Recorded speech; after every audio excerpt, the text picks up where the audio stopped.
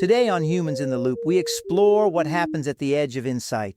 When mania and psychosis meet cybersecurity, connections form fast, maybe too fast. Cybersecurity is about seeing what others miss, spotting patterns, predicting threats, staying ahead of danger before it arrives. But in the corporate world, it's not just about what you see, it's about how you're seen. Sometimes I see 10 moves ahead, not in a chessboard kind of way, more like I'm watching fire crawl through wires, and I know exactly where it will jump next. That's the rush. But try explaining that in a stand-up meeting. Today, we meet Alex.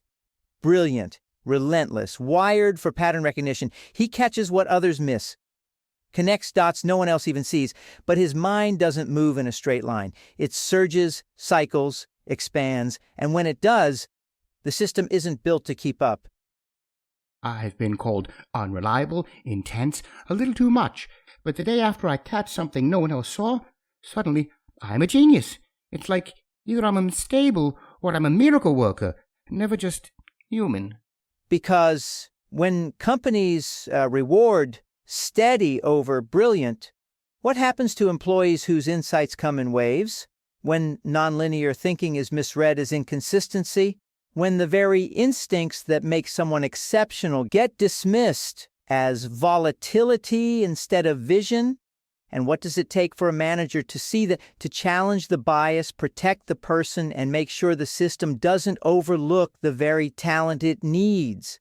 This is Humans in the Loop. I'm Ezra Strix. Alex's brain is like a high-speed threat detection system. He can see a vulnerability before most of us finish opening Outlook. But that same brain totally forgot his best friend's birthday 3 years in a row. Because here's the thing, even the sharpest minds can't always remember to send the nice little thinking of you text.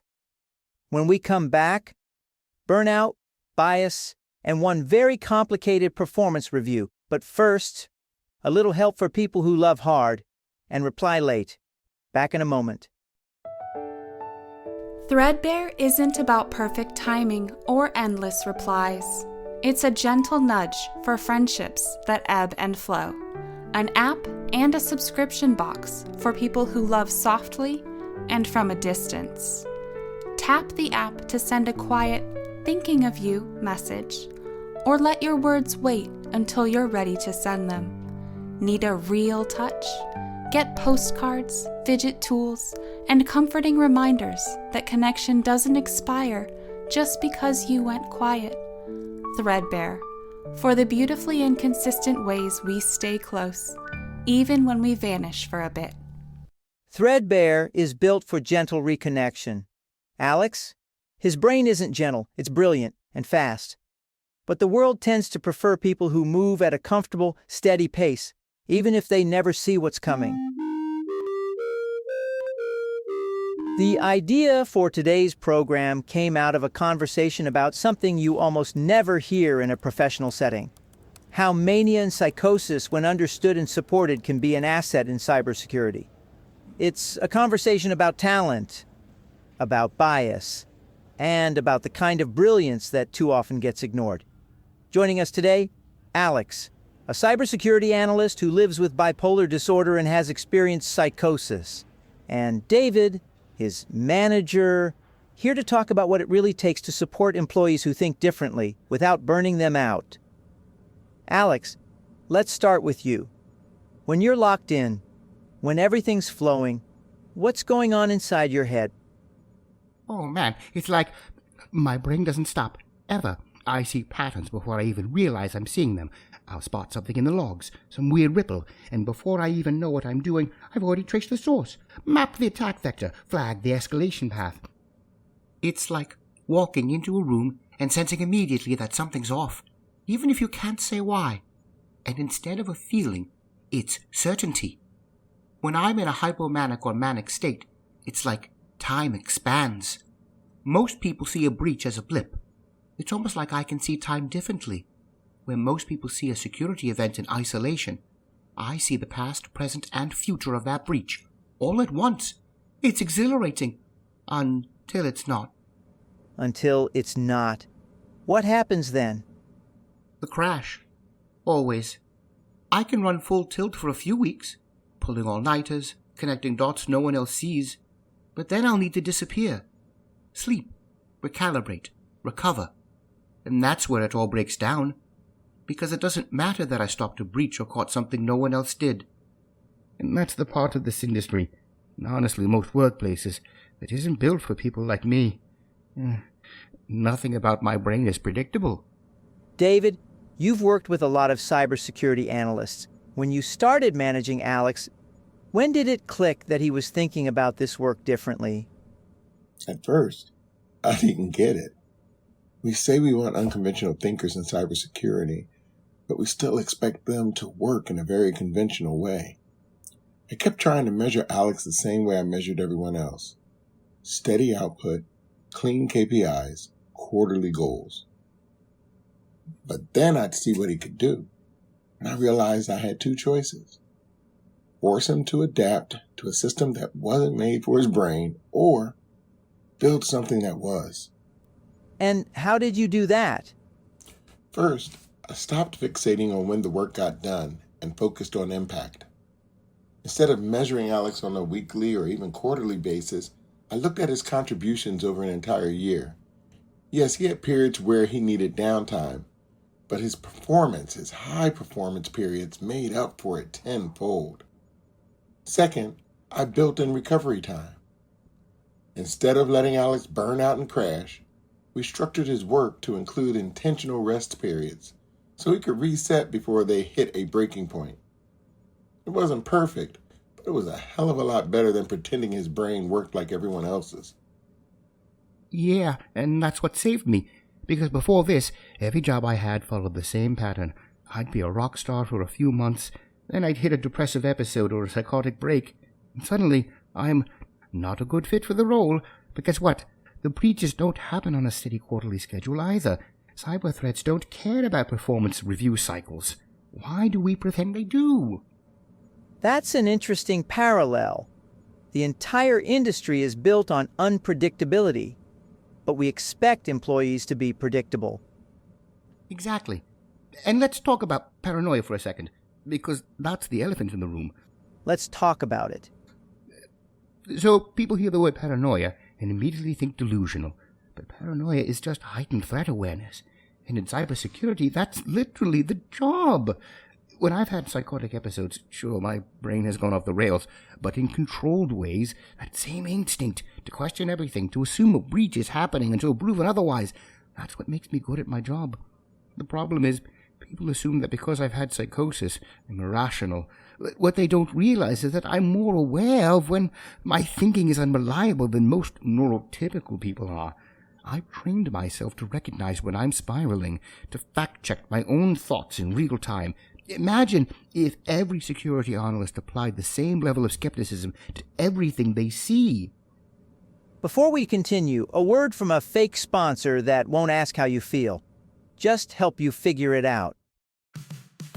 Moodlex is a digital self-awareness tool for when you feel something but can't quite name it. And now you're laying on the floor Googling, "Why am I like this?" again. Moodlex helps neurodivergent people decode emotions that don't show up on standard mood charts. It lets you brain dump, text or voice, and quietly sorts the mess for you. No judgment, no pressure to process, just clarity. It might say, "You're not angry, you're grieving something no one else saw," or "That shutdown wasn't random, you were out of capacity 2 days ago." From there, you choose. Do you want tools to de-escalate, to care for your system, to name the thing in a way that someone else might understand? Or maybe you just wanted to know what it was, and now you do. Moodlex, because the hardest part isn't feeling, it's translating, and you deserve to feel known, especially by yourself. Back to the show. David, after all this, has the way you think about cybersecurity talent changed? Oh, completely. I used to think about hiring, promotions, and rewards in terms of skills. Who has certifications, experience, steady performance? With Alex, I fumbled it at first. I thought I was being open-minded, giving him a bit of grace when he had slower periods, but I was missing the bigger picture, the value he was creating when he was at his best. Now, I think about how people's brains actually work. Who sees threats before they happen? Who finds patterns no one else does? Who questions everything? And more importantly, who are we shutting out of this industry because their thinking makes us uncomfortable? It's clear Alex brings real value to the team. But when it comes to career progression, actually making that case in performance conversations, how does that really work? What's supposed to happen? And where does it start to break down? Oh yeah. Performance review season came around and I had zero doubt in my mind that Alex deserved a promotion. He had stopped at least 2 major security incidents before they even happened. One of those alone was worth more to the company than anything I had personally done all year. So I put in the recommendation. And that's when I hit a wall. When you brought up Alex's name for promotion, what happened? The usual stuff. Well, he had a slow Q2. He had that weird month where he wasn't at his best. We need to promote people who have a consistent, steady track record. And I just sat there thinking, so we're going to reward steady mediocrity over actual game-changing brilliance. And then, of course, the unspoken part, the mental health stigma. Someone literally asked, are you sure he can handle the increased responsibility? Like Alex hadn't been operating already at a higher level than most of the team. Another leader, someone I respect, chimed in to say, we don't want him to be overwhelmed. It was frustrating. I'm no stranger to pushing back when I see bias at play. As a Black leader, I've had to advocate for equity. I've been in those rooms, making the case for fairness. But this was different. When I brought up the mental health bias, the response wasn't disagreement. It was silence. A kind of hesitation I hadn't seen before. Like I had just stepped into unfamiliar territory, and that told me everything. Oh, I knew they were going to make you fight for it. I just didn't know if you would. Yeah, and honestly, I had to check myself in that moment. Because I knew that if Alex were neurotypical, there wouldn't be this debate. If he had done the exact same work, but had a more standard working pattern, he'd already have his new title. So I pushed back. I said, we talk about growth mindset all the time at this company. We say we value innovation, big thinking, risk-taking. But when we have someone who actually embodies those things, suddenly it's a problem. And you know what? It worked. It took way more effort than it should have, but it worked. So, Alex, when the promotion finally came through, what was that moment like for you? I mean, look, I was glad. I deserved it. But the thing is, I shouldn't have needed someone to fight for it. That's not David being a hero. That's David doing his job. I don't want special treatment. I just want the company to value impact over optics. If I prevent a cyber attack that would have cost the company $10 million, it shouldn't matter how many slow weeks I had that year. Cybersecurity isn't just about systems and firewalls, it's about people. How they think, how they notice things, how they connect the dots before anyone else does. And the future of this industry, it's not going to be shaped by the ones who follow the same old rules. It's going to be shaped by the ones who see what others miss. David, Alex, thank you both for this conversation. And for anyone listening, whether you're hiring, leading a team, or just thinking about what it takes to build a smarter, safer industry, ask yourself this. Are we actually paying attention to the people who see what others don't? This has been Humans in the Loop. Thanks for listening. If today's conversation hit home or made you rethink what brilliance actually looks like at work, do us a favor. Subscribe to Humans in the Loop wherever you get your podcasts. Ratings and reviews help new listeners find us, and honestly, we read every single one. Want to keep the conversation going? Follow us on socials at Looped in Humans, or share your own story. Just use the contact form at loopedinhumans.com. We love hearing from listeners who see things a little differently. If you want to support the show and help us keep telling these stories, join us on Patreon. Paid members get access to exclusive bonus content, behind-the-scenes updates, and a few surprises we don't share anywhere else. And a quick note, you've probably noticed those ads for Threadbare and Moodlex in the show. They're satire.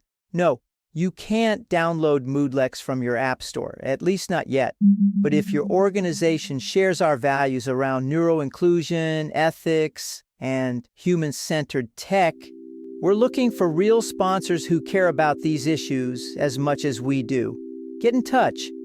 However you found us, we're glad you're here. We'll be back next week with more stories from the edge, because in a world built for steady, it's the outliers who spot what matters most. See you next time. This episode, Edge of Insight, was written and produced by me, Christina Simmons, creator and executive producer of Humans in the Loop. Human voice talent for this episode, Frederick Halperin as Alex, and Sean Lee as David.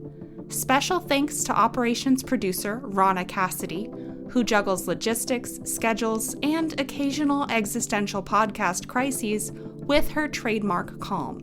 Without Rana, the loop would be more of a tangle. Sound engineering wizardry by Chad Simmons, who makes sure we sound sharp, smooth, and just mysterious enough to keep you listening. Obligatory thank you to the endlessly replicable yet somehow inimitable Ezra Strix, our AI host. And of course, thank you, yes, you, for being here. Whether you're binging every episode or eavesdropping for the first time, we're genuinely glad to have you in the loop. Keep listening to learn what's coming up next on the show. Ever wonder what happens after brilliance leaves the room? Next week, Humans in the Loop presents a back-to-back, satire-packed, 4-part back-channel series, starting with Quiet Architects, the story of Penelope, the consultant who built clarity where others wanted charisma and left before anyone realized what they'd lost. But that's just the beginning. We have 3 stories from the other side of the table, an executive who speaks almost exclusively in metaphors, but Penelope's message never gets through.